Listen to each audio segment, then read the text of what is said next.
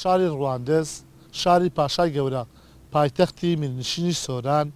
لە ڕووی مێژووی لە ڕووی هونەری و گەشتیاری بە ئێوەی دەناسێنین. ڕواندز شارێکە دەکەوێتە ئیدارەی سۆران لە نزیک سنووری ئێران تورکیا. ڕواندز 10 کیلۆمتر لە ڕۆژهەڵاتەوە لە تاڤگەی بێخاڵەوە دوورە. قەزایەکە 123 کیلۆمتر لە هەولێرەوە دوورە. ڕواندز چواردە وردراوە بە چیای کۆڕک لە باشووریەوە، چیای هەنرێن لە باکووریەوە، چیای زۆسک لە ڕۆژئاوا و چیای برادۆس لە ڕۆژهەڵاتیەوە.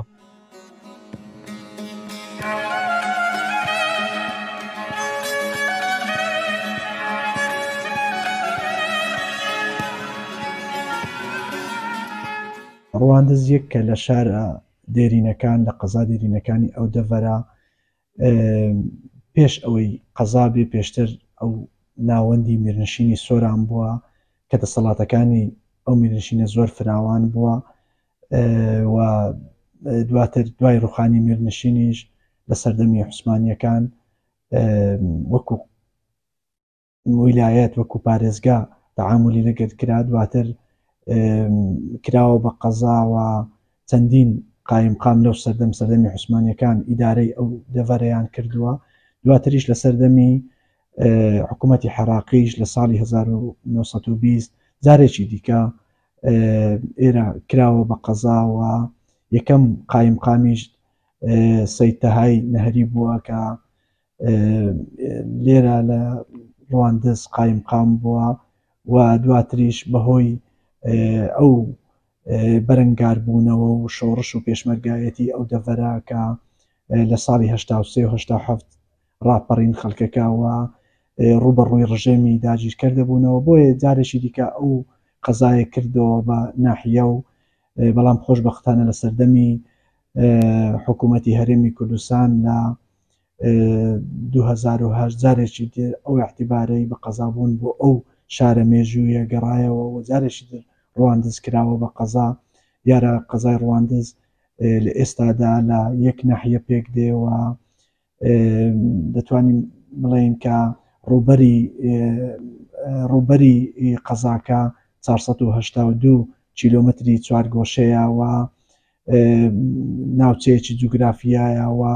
لە هەمان کاتدا ناوچەیەکی گەشتیاری گرنگە و چەند شوێنێکی گەشتیاری کۆن و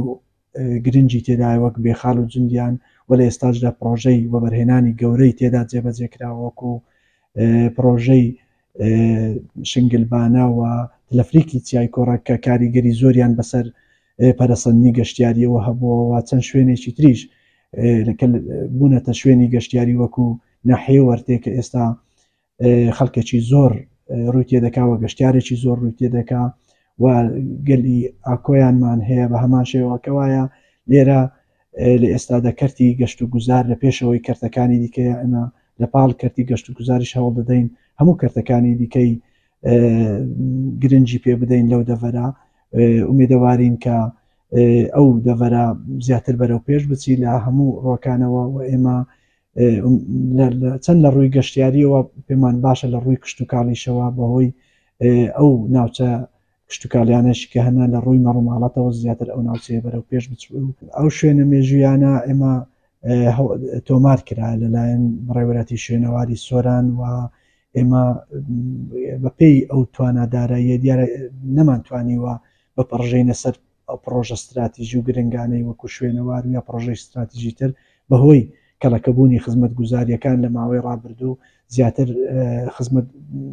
گوزاریەکان و پرۆژە خزمەت گوزاریەکانمان جێبەجێ کردو. بێگومان بەرنامەش دەبی بەپێی توانای دارایی حکوومەت و ئەو بودجەی کە دەبێت کار لەسەرەوەی دەکەین کە لە داهاتووش پەرە بە شوێنەوارەکان و هەموو کەرتەکان بەیەکەوە هاوتەریب بتوانین خزمەتی قەزاکەمان بکەین. قەزای ڕواندز ژمارە دانیشتوانی چەندە بە ناحیە و بە گوندەکان؟ ژمارەی دانیشتوانی قەزای ڕواندز 31,000 کەسە بە سنتەری قەزا و بە ناحیەی وەرتێشەوە.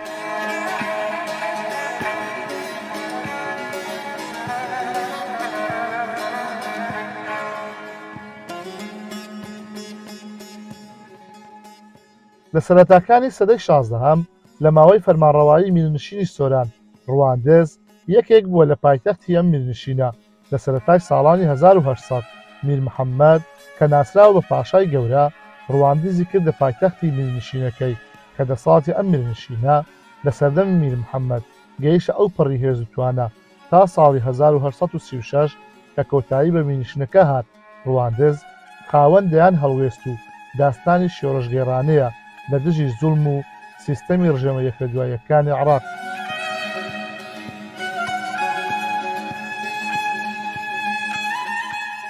ڕواندز یەکێک لە شارە هەرە کۆنەکان لە باشووری کوردستان دەتوانین بڵین بۆ شوێنەواری مێژووی زۆریشی لەیە بە تایبەت ئێستا ئەوەی لە پشتمانەوەیە ئیچقەڵا لە بەرد و قسڵ دروستکرایهی پێش سەردەمی پاشای گەورەیە و شوێنی دانیشتنی پاشاش بۆ لە حکومرانی ئەو ناوچەیە کردیا و ئەو دوو قۆنگرانش کە یەکیمان دەستی ڕاستە ئەوی دیکەمانکێتە دەستی چەپ ئەوانیش قۆنگرن شوێنەواری مێژووین دەتوانین بڵین شوێنەواری مێژووی دیکەشی زۆر لێە بەڵام ئەوەی کە گرنگ و بەرچاوە یعنی کام پشت و پەنای ڕەواندز و دەوڵەتی سۆران بووینە کاتی خۆی لۆی ئەرم دەوڵەتی سۆران چکە فەرقی هەبوو لەگەڵ ئەمارەتەکانی دیکە وتە لە ئەو گەڕەکەی خوارێ ئێمە کاولۆکانە کاتی خۆی لە سەردەستی وەستا ڕەجەب و خانگلی ئامێدی و وەستا برایمی ماویلی ئەوانە چەکساز بووینە لەبێت تۆپ دروست کراوە تۆپەکان لە زۆری 2 قەنتار و 4 قەنتار و 6 قەنتار هەروەها پارە لە سکەدرایە کە ئەوانە هەموو ئاماژەن بۆ بوونی بە دەوڵەتی سۆران هەم پارەی لە سکەدایە درای تایبەت بەخۆی هەبووە و هەم چەکوج بە خانەشی هەبووە بەڵام ئەوانە تا ئێستا بە تایبەت ئیسقەڵا ئەگەر برین وەکو شوێنەوارێکی مێژووی پشتگوێ خراوە جا لەبەر هەر هۆکارێک بێ کە تا ئێستا حکوومەت و لایەنە پەیدارەکان و شوێنەوار ئەو بەڕێبەتی شوێنەوار کە هەیە لە حکوومەتی هەرێمی کوردستان گرنگیان پێ نەدایە چکە یەک لە هۆکارەکانی گەشتیاری دوو هۆکاری هەیە سروشتی مرۆیی ئەوەی ما شوێنەوارە دەرینەکان یەکە لە هۆکارە مرۆیەکان کە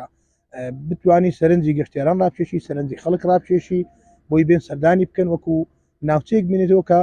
ئاسەواری هەبی ئاسەوارە کۆنەکەی پێوە دیاربی لەسەر ئەو شکلە نۆژەن بکرێتەوە و گرنگی و بایەخی زۆریشی پێ بدرێ بەڵام بەداخەوە تا ئێستا ئەوە نەکراوە چکە وڵاتی ما بە تایبەتیش ڕواندز هیچی کەمترنێ لەو شوێناندی لە کوردستان کە شوێنەواری کۆنی تێدایەوە مێژوێکی پرشاناجی و پرسەرسەری و دێری نیشان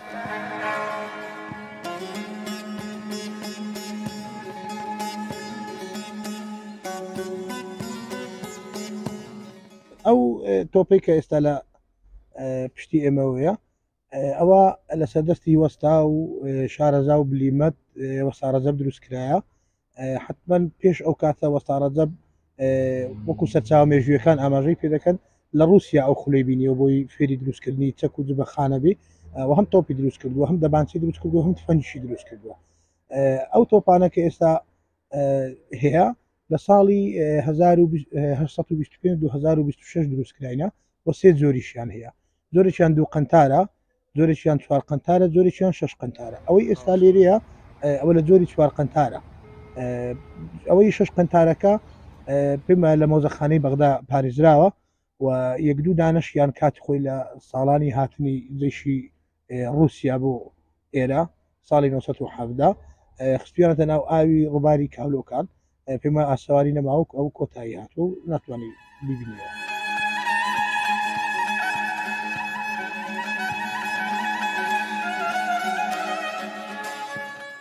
شاری ڕواندز دەوڵەمەندە بەبوونی ژمارەیەکی زۆر لە شوێنی گەشتیاری هەرچەندە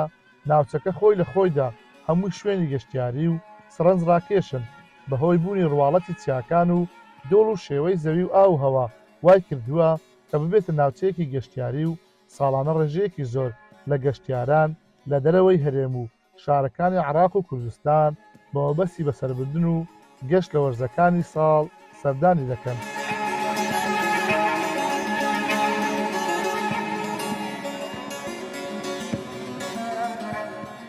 سنووری قەزای ڕواندز زۆرترین شوێنە گەشتیارەکانی ئیداری سەربەخۆی سۆران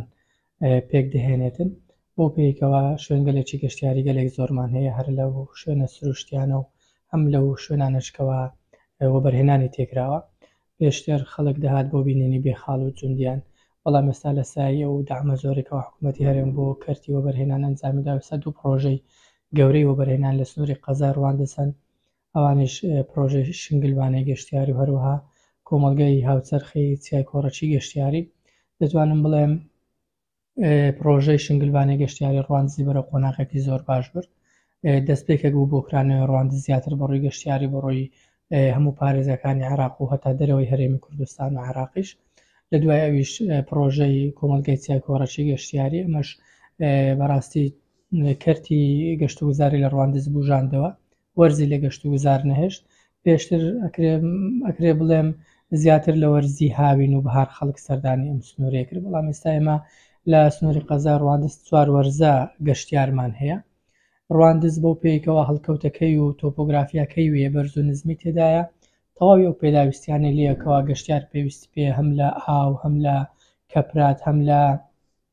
گەشتوگوزاری سەرچێشی و هەم لە وەرزی زستانیش ئێستا بۆتە مەڵبەندێک بوو ئەوەیکەوە زۆرترین گەشتیار لە باشوور و ناوەڕاستی عێراق لە پارێزەکانی تری هەرێمی کوردستانی هەروەها گەشتی گشت زانکۆ پەیمانگاکان بۆ ئەو سنوورەیە. خۆشبەختانە خەڵکێکی زۆر لە سنووری قەزا ڕواندز دژێوی ژیانیان لەسەر کەرتی گەشتیاریە و هەر لەو ماوەیەش لە 2017ەوە تا ئێستا سنووری ناحیەی وەرتە بۆتە شوێنێکی گەشتیاری زۆر بەناوبانگ لە هەموو کوردستان و عێراق. گەشتیار لە هەموو عێراق و لە کوردستان لە هەر سێ پارێزەکانی تری هەرێمی کوردستانیش سەردانی ئەم شوێنەکەن. نزیکی 68 سەیرانگای لێ ئێستا. ئەمەش بژانەوەیەکی ئابووری زۆر باشی بە ڕواندز و بە وەرتێ بەخشیوە. دەتوانم بڵێم تەواوی ئەو هاوڵاتیانەی لەو ڕێەوە کاسبی ئەەکەن تەواو مستەفید بوونە لە و گەشتیارانێکەوە سەردانی سنووری ناحیەی وەرتەکەن.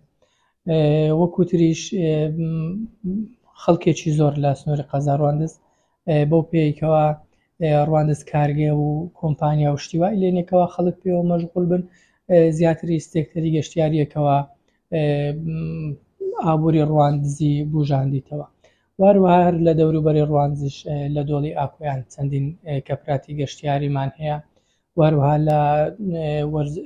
دەتوانم بڵێم وەرزشی شاخەوانی یاخود سەرچێشش بەشێکە لە گەشتیاری ئێستا لە گوندی کەرک شوێنێک دروستکراوە کە تەواو گونجاوە بۆ گەشتوگوزار و وەرزشی سەرچێشی. ئەمەش گروپاتێکی زۆری گەشتیاری و هەروها سەرچێشی بۆ ئەم سنوورە ڕاکێش کردووە و چاوەڕێن لە ئایندەش پرۆژەی جوانتر و باشتر لەم سنوورە بکرێتەوە بۆی بتوانین هاتنی گەشتیاران زیاتر ڕابچێشن. هەر لەم ماوەیەش لە سەرڕاستپاردەی سەرۆکی حکوومەتی هەرێمی کوردستان وەبدێکی نەروێزی سەردانی ئەم سنوورەی کرد تاکو ماستەر پلانی گەشتیاری سەر لە نوێ بە شێوەیەکی مۆدرن کە لەگەڵ سەردەمی ئێستا بگونجێتن ماستەر پلانێکی نوێ دابنن. سەردانی هاوین هەواری بێخاڵ و فەقیان و دۆڵی ئاکۆیان و سەرخەرەندیان کرد بۆی بتوان دیزاینێکی وا بکەن کەوا شتێکی نوێ بێتن و ئێمەش داوامان وایەکەوە هەر کەسێک بێەوە بەرهێنان کاتن لە کەرتی گەشتیاری ئەو پەڕیکار ئاسانی بۆ ئەکەنەوە و کەرتی گەشتیاری و وەکو حکوومەتیش.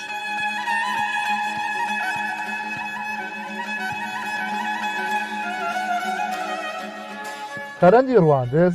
یان دۆڵی ڕواندز دۆڵێکی گەورە و سەرنجڕاکێشی باشووری کوردستانە، دەکەوێتە باکووری شاری ڕواندز و باشووری شاری سۆران. هەروەها ئەم دۆڵەکە لە دوو بەش پێک هاتووە و دەوری شاری ڕواندزیان داوە، دەکەوێتە داوێنی چیای کۆڕەک لەلایەکی تر واتە ڕۆژاوای شارەکە. ئاوی ڕووباری باڵەکایەتی پێدا دەڕوە، لە کۆتاییدا دەگاتە هاوین هەواری بێخاڵ و لەلای ڕۆژهەڵاتی شارەوە درێژەی هەیە بەرەو هەوارگەی بەهاری بێرۆیان. ئەو دۆڵە کە یەکێکە لە دۆڵەوە هەرە جوانەکانی کوردستان.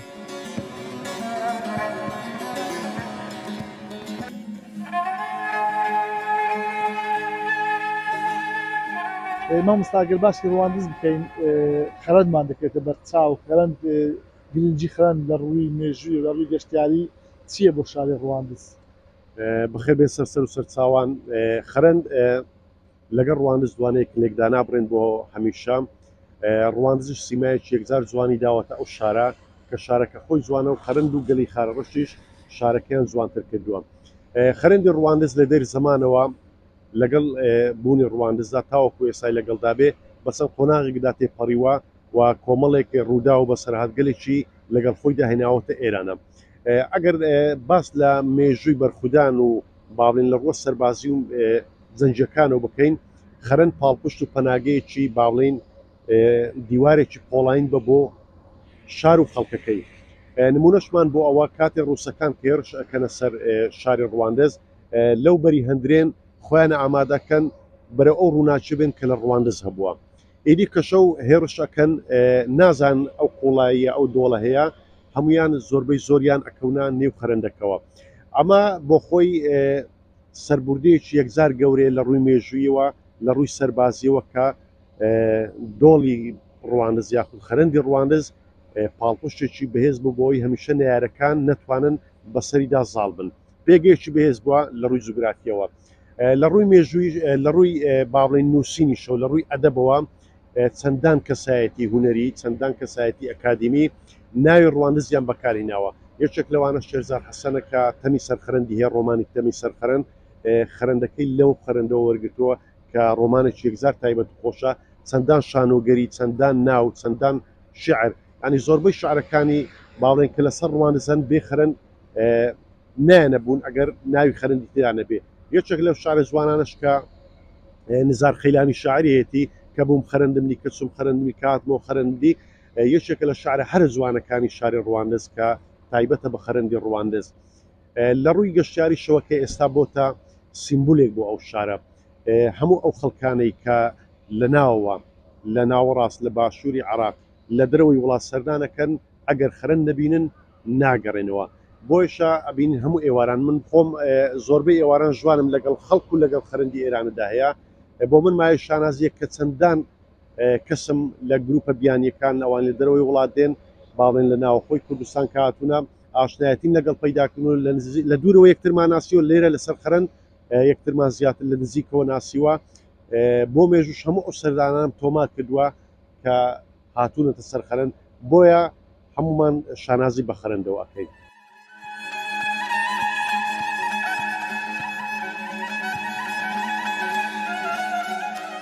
لە ڕووی هونەریەوە ڕواندز پشکی شێری بەرکەوتووە شارێکی دەوڵەمەندە بە هونەر و مۆسیقا و کەسایەتی سیاسی و ڕۆشنبیری تیا هەڵکەوتووە لە سەرەتای هەفتاکاندا مامۆستا زرار لەگەڵ چەند هاوڕێیەکی بۆ یەکەم جار کلیپی موزیکی ڕواندز دادەمەزرێنن لە ئێستاشدا پەیمانگەی هونەرە جوانەکانی ڕواندز وەک ناوەندێکی ئەکادیمی بوونی هەیە.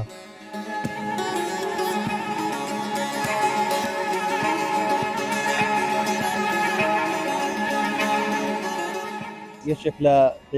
پێگە گرنگەکانی ڕواندز لە پاڵ پێگەکانی تر پێگەی هونەریە لە شاری ڕواندز کە پێگەیەکی جوانە توانین بڵین بۆ پێگە هونەریە ڕواندزە شارەکانی سری دەوروبەری زیاد دەکرێتەوە کە سەرەتای و پێگەیش دەگەڕێتەوە توانین بڵین بۆ ساڵانی شەستەکان کە تیپێکی مامۆستایان هەبووە لە بۆنە و مناسبەکان کۆمەڵێک مۆسیقی بووینە لە بۆنەکان بەشداریان کردووە لە بۆنی سێ ساڵ بەشداریان کردووە لە بۆنەکانی نەورۆز و ئادار و ئەوانە ساڵاشیان هەبووە دواتر لە ساڵی 1970 مامۆستا زرار دوای ئەوەی تیپی کۆمەڵی هونەر و وێژەی کوردیدا دەمەزرێنێ لە دوای ئەوەی کەوا ئەو کۆمەڵی دەکەوێتە سەردەستی خۆی ئەتوانین بڵێن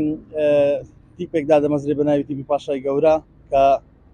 سەردەمی زێڕینی هونەر لە ڕواندز ئەتوانین بڵێن دەگەڕێتەوە بۆ ئەو کاتێکەوە کۆمەڵ دامەزرا و دواتر تیپی پاشای گەورە و کۆمەڵێک ئەستێرەی گرنگی هونەری لە شاری ڕواندز پێگەیشتن کە ئێستا توانین بڵێن وەکو ئەستێرەیەک لە ئاسمانی هونەری هەموو کوردستان دەدرەوشێنەوە زێدەستیان دیارە لە هونەر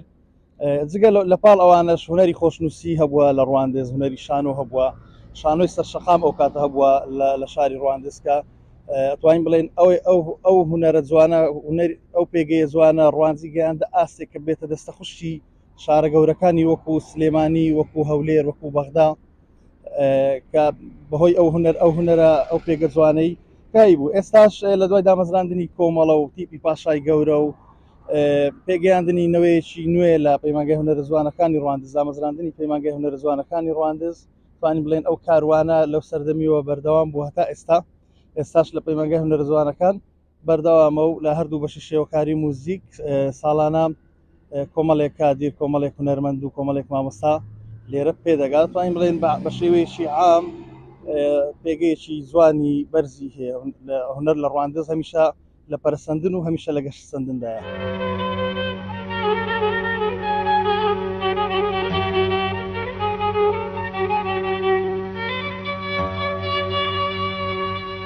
Avindore